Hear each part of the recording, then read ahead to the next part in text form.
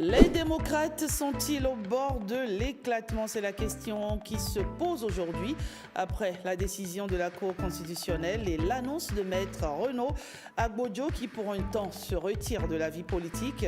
Quels sont les impacts d'une telle décision sur le parti? Quelles leçons peut-on tirer de ces épisodes successifs de la déchirure interne du parti? Les démocrates subsisteront-ils à cette crise?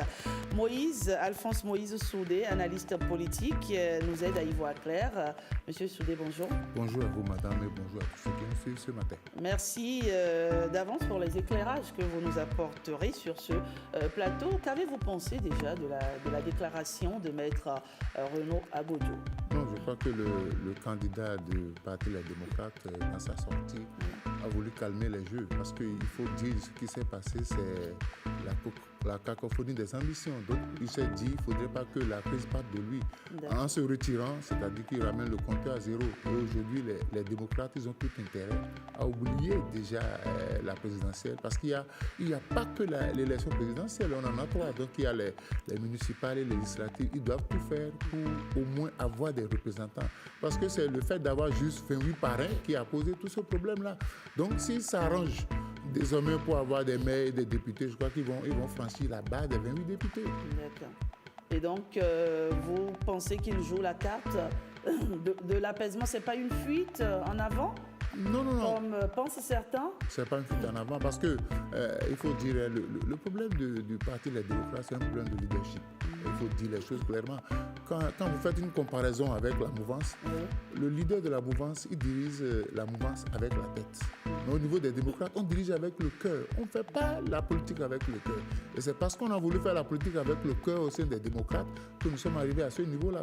À un moment donné, le chef doit s'imposer. En politique, on ne fait pas de bienveillance. On ne fait pas de plaisir à tout le monde. C'est-à-dire quand vous avez des objectifs à atteindre, vous vous donnez les moyens de les atteindre. Au niveau de la mouvance, on a deuxième candidat. Les gens ont chanté, mais finalement, ils se sont tués.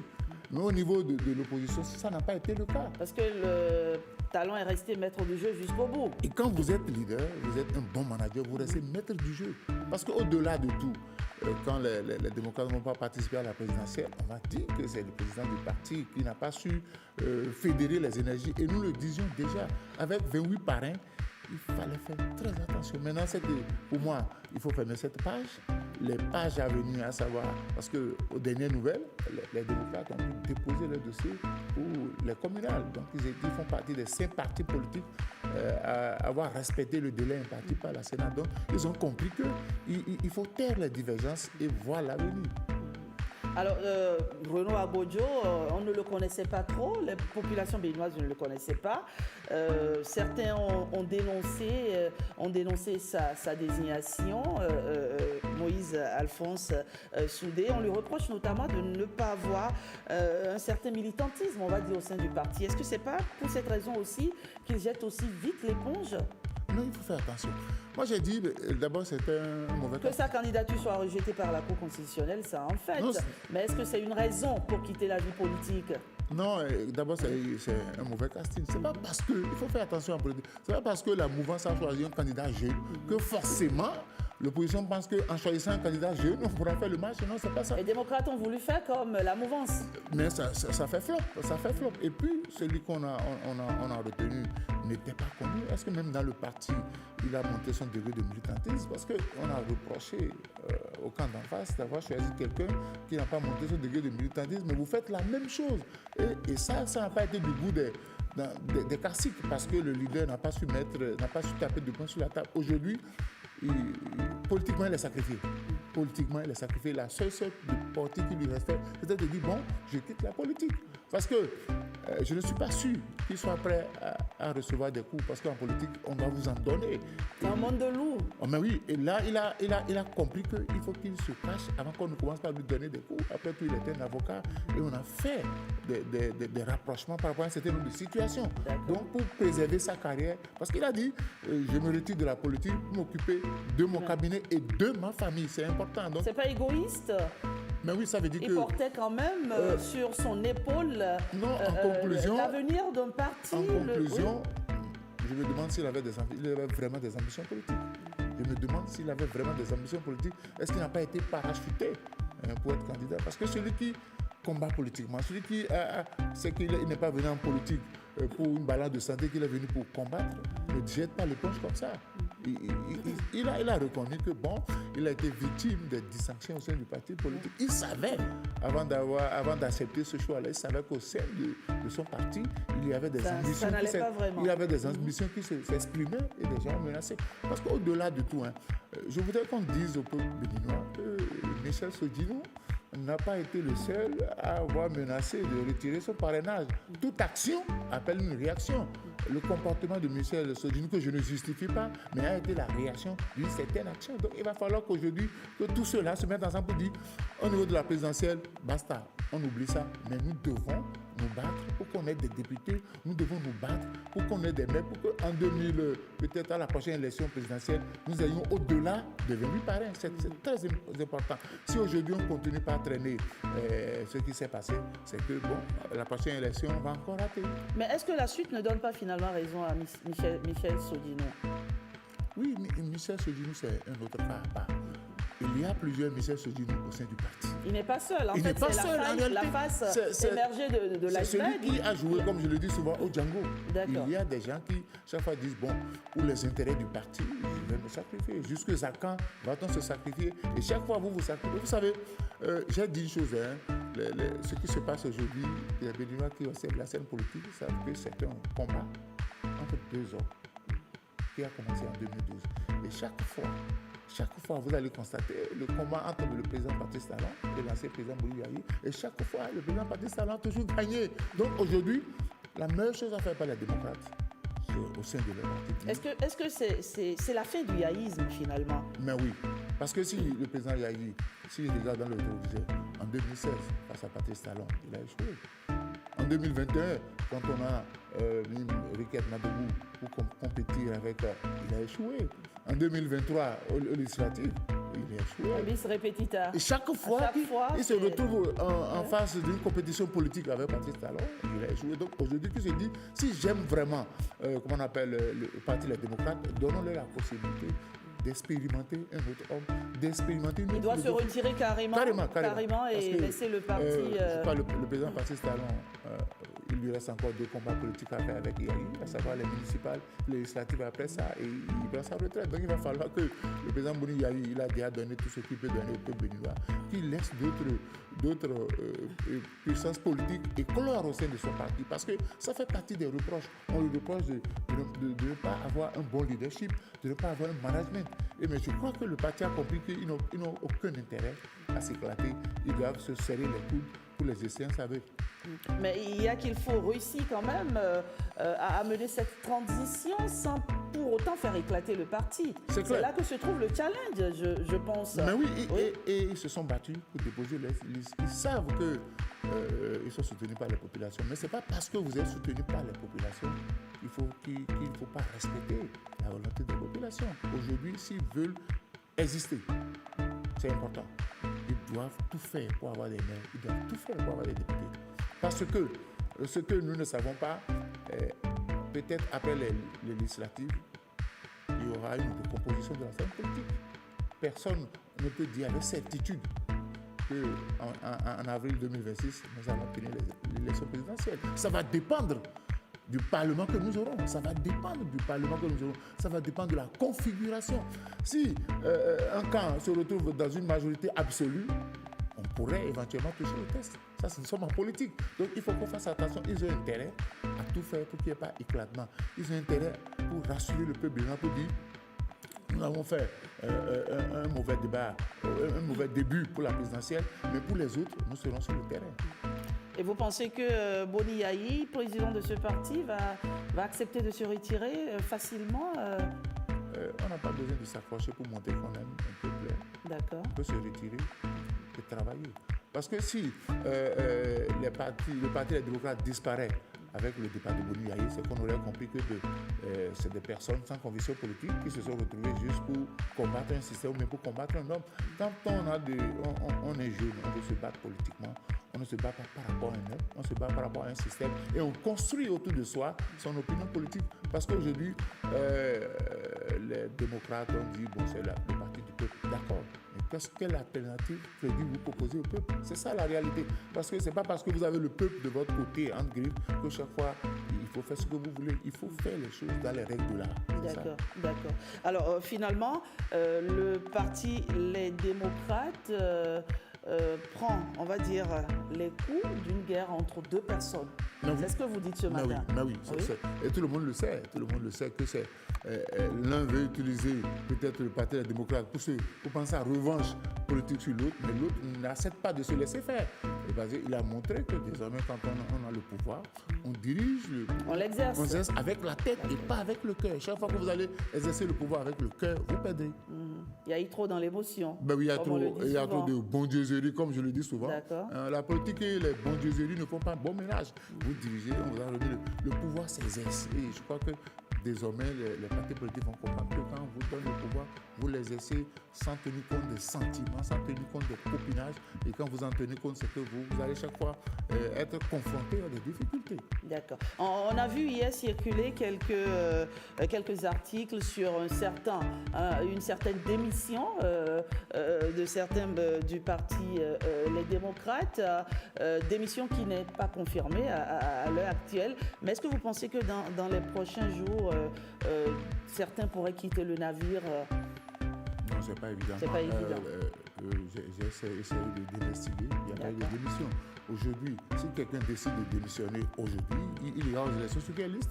Il ne va pas quand même atterrir à la mouvance. S'il atterrit à la mouvance, on va l'accuser de connivence dans ce qui est arrivé. Donc, les gens sont obligés de rester là jusqu'à la fin du challenge. Le challenge, c'est après la présidentielle de 2026. Donc, pour que quelqu'un ne soit pas accusé d'être le Judas par qui on est passé pour détruire les démocrates, ils sont obligés de se serrer les coudes. Parce que quand ils vont démissionner, c'est pour atterrir, ou carrément ils démissionnent pour enterrer leur carrière politique. Et beaucoup sont là, ils viennent juste de commencer la politique et ils veulent continuer la politique. Donc, pour le moment, il n'y a pas eu de cas officiels de démission. Au contraire, ils sont en train de s'atteler pour élaborer les listes. Ils n'ont même pas intérêt parce qu'on va comprendre que ceux-là ne sont pas bien faits de la politique, c'est des plaisantins.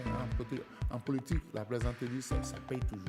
Alors finalement, Alphonse Moïse Soudé, qu'est-ce qui n'a vraiment pas marché au sein du Parti Les Démocrates? Non, c'est un problème au-delà de Yahi Boni qui est un peu trop dans l'émotion.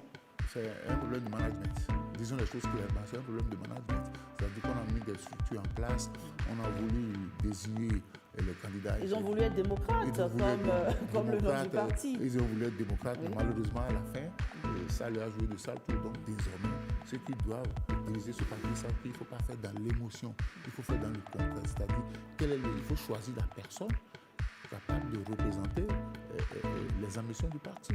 Il ne faut pas toujours chercher à faire comme les autres. Je dis, ce n'est pas parce que la mouvance a choisi un jeu, et on a vu sur les réseaux sociaux dit le pouvoir appartient au jeu, que forcément, on est jeune, peut être jeune physiquement et être vieux dans la tête. Donc c'est celui qui peut défendre un idéal. Et je m'adresse à tous les partis politiques. Il ne faut pas dire que bon, c'est la saison des jeux. Est-ce qu'ils ont été préparés? Parce que c'est dans les partis politiques. Vous ne préparez pas les jeunes à conquérir le pouvoir. Ne vous levez pas un matin pour le dire. Oumia Douadaï a été préparé? Non, Oumia Douadaï, aujourd'hui, vous savez, j'ai dit, au niveau de la mouvance, c'est le calme avant la tempête. Pourquoi? Le chef de l'État a encore les manettes. C'est lui qui va élaborer de commun accord avec les chefs de parti les listes pour les municipales, les listes pour les, qu'on appelle, pour les législatives. Donc aujourd'hui, personne n'a intérêt à jouer à l'enfant désobéissant. Si vous jouez à l'enfant désobéissant, on vous botte à la tête et on enterre votre carrière politique. Donc j'ai dit, c'est au lendemain de l'élaboration de toutes les listes que vous verrez que ceux qui ne se... Non, ils vont bouder. C'est comme ça. En politique, c'est comme ça. Ils attendent que toutes les listes soient déposées. Maintenant, si quelqu'un n'est pas satisfait, il va lever le doigt parce que je dis que ma carrière politique est en train de finir, je n'ai plus rien à perdre, alors il faut que je me retire. Alors, vous l'avez dit tout à l'heure, les démocrates étaient hier, n'est-ce pas, à la Sénat pour déposer leur liste. Est-ce que vous pensez que cette crise va avoir des répercussions sur les prochaines élections? Non, je ne crois pas ça. Oui. Pourquoi la démission de Agbodjo a permis quand même d'aplanir les difficultés? Elle est stratégique, elle est stratégique, c'est-à-dire qu'elle s'est vue que s'il ne fait pas ça, le débat va continuer au sein du parti politique. Les gens vont se donner les coups. Donc aujourd'hui, ils ont compris que nous, au niveau des partis démocrates, ils ont compris que la présidentielle leur a échappé. Mais ils ne doivent pas, ils doivent s'organiser obligatoirement pour être présent sur le terrain. Sur le terrain. Oui, c'est ça, parce que les militants ont besoin de... Maintenant, s'ils ne taisent pas leur cacophonie au sein du parti, je crois que ça va voler en éclats. Mais est-ce qu'il y a des chances pour eux aujourd'hui d'être au Parlement, d'être dans les communes, au regard de la loi aujourd'hui qui exige quand même qu'on ait les 20% dans chaque circonscription électorale? Oui, ce n'est pas seulement un challenge pour les sans coalition, sans accord. Non, même oui? les coalitions, ce n'est pas évident parce qu'on ne sait pas parce qu'on a fait coalition. Si celui avec qui j'ai fait coalition, il vaut bien dans sa circonscription, ça va poser un problème. Donc, c'est évident que je ne suis pas sûr que le parti politique au Bénin aujourd'hui puisse dire qu'il va avoir les 20% dans une circonscription parce que cette affaire de fief n'a pas changé. Mais les autres se sont unis. Ils se complètent sur le terrain. Oui, c'est pas parce qu'on s'est unis qu'on va se compléter que forcément. Ce n'est pas une question mais ils ont plus de chance. Les autres aussi ont de chance. Tout le monde a le même niveau de chance parce que c'est le travail sur le terrain qui détermine le choix des populations. Donc, les gens sont en train de faire déjà un travail sous-marin. Au départ, tout le monde s'est concentré sur la désignation du duo pour la présidentielle, mais d'autres ont préféré être sur le terrain pour mobiliser leurs militants. Donc, je dis, ça serait un peu difficile. Je crois que ce débat, on avait déjà mené, le débat de 20%. Ça risque de poser un problème. Et en temps, on a parlé d'un bonus de 2 ans au cas où on n'aurait pas un nouveau Parlement. L'ancien va continuer. Et ça peut entraîner d'autres répercussions politiques. Donc, aujourd'hui, tout le monde va se battre. Tout le monde veut avoir 20%. C'est difficile, c'est vrai, mais c'est pas impossible. Est-ce que tout le monde peut avoir... tout le monde a envie d'avoir les 20%. Est-ce que tout le monde peut avoir les 20%? Pas sûr. OK. Donc, forcément, si tout le monde n'a pas les 20%, ça va poser un problème. Ça va poser un problème. Et ce que je crains, il ne faudrait pas qu'on se retrouve encore dans le schéma d'un Parlement monocolore. Et je dis, si on se retrouve dans un Parlement monocolore, c'est quand les gens vont toucher encore au test de la République. Et ça va entraîner d'autres répercussions politiques. C'est pourquoi je dis, la présidentielle d'avril 2016, il faut qu'on attende que le nouveau Parlement soit installé pour qu'on sache qu'est-ce qui va être fait. Parce que nous sommes en politique, les gens tout le temps élaborent des stratégies pour dire, si nous on a la majorité absolue, qu'on a la possibilité de manipuler encore les tests, pourquoi ne pas le faire? On a déjà vécu cette expérience. Donc la majorité va manipuler les tests à son gré et pour satisfaire ses propres intérêts. C'est vous qui le dites, hein? Ben oui, c'est vous qui le dites. Non, en politique, vous ne pouvez pas avoir la majorité et jouer en enfant de cœur. Non. Vous ne pouvez pas avoir la majorité et dire, je vais laisser mon vis-à-vis aller sur le terrain. Je vais forcément élaborer des lois pour le coincer. C'est dans tout. Ça se passe généralement dans les pays africains. Quand on a la majorité, on dit tout m'est permis et on manipule les lois. Alors finalement, quelles sont les leçons politiques que nous pouvons retenir de cette crise au sein des démocrates? Qu'est-ce qu'on retient? Non, moi je dis ces deux choses. Oui. En politique désormais, et vous allez voir quand vous faites la communication politique, on va vous dire qu'il faut un problème de leadership, il faut un problème de management. Parce que dans tout le groupement, il y a beaucoup d'ambition politique. Et vous, en tant que leader, en tant que manager, vous devez savoir gérer, vous devez savoir fédérer ces ambitions politiques qui vont faire éclater votre parti. Donc, c'est la leçon capitale. C'est-à-dire que dès qu'il y a des foyers de tension, il faut essayer de les réguler. Il ne faut pas banaliser, parce qu'on a banalisé. J'ai dit, le chef de l'État Boni Yayi a rencontré Patrice Talon. Il aurait pu le faire quand la crise était, quand on n'avait pas encore, quand on n'était pas encore à la date échue au niveau de la Sénat, il aurait pu rencontrer le chef de l'État pour voir qu'est-ce qui peut être fait. Il aurait pu se porter lui-même en tant que président du parti, même Michel Sojini, pour négocier. Parce que l'autre, il a voulu juste qu'on l'écoute. Dans les partis politiques, il faut apprendre à écouter. Parce que forcément, derrière quelqu'un qui fait le rebelle, il y a d'autres éléments derrière qui se taisent. Donc, il n'est pas le seul. Derrière lui, il y a d'autres qui n'ont pas eu le courage de s'exprimer. C'est partout. Il y a notamment des gens qui pensaient avoir un destin présidentiel qui, à nouveau... C'est pas parce que je fais la politique et que je suis un vieux de la politique, forcément. D'accord. Le leadership, le management. Ensuite, deuxième chose, vous avez dit? Il faut avoir de l'ambition. Il faut avoir de l'ambition pour son pays. C'est-à-dire qu'il faut opposer stratégie contre stratégie, programme d'action contre programme d'action. On ne fait pas la politique en voulant chercher à convaincre, non, mais il faut convaincre la population. Il faut montrer à la population le bien fondé, tout l'intérêt qu'ils ont à vous confier le pouvoir. Parce que si vous ne proposez pas une alternative crédible aux populations, ils vont préférer rester du côté de l'autre. Merci Alphonse Moïse Soudé. Ce n'est donc pas la fin des démocrates. Non, ce n'est pas la fin. Ils peuvent rebondir. Ils peuvent rebondir. C'est le phénix qui renaît de ses cendres. Merci beaucoup pour cet échange très intéressant. On suivra cette actualité de très près. Et vous reviendrez sur ce plateau. On en reparlera. D'accord? Merci Merci beaucoup et bon matin à vous.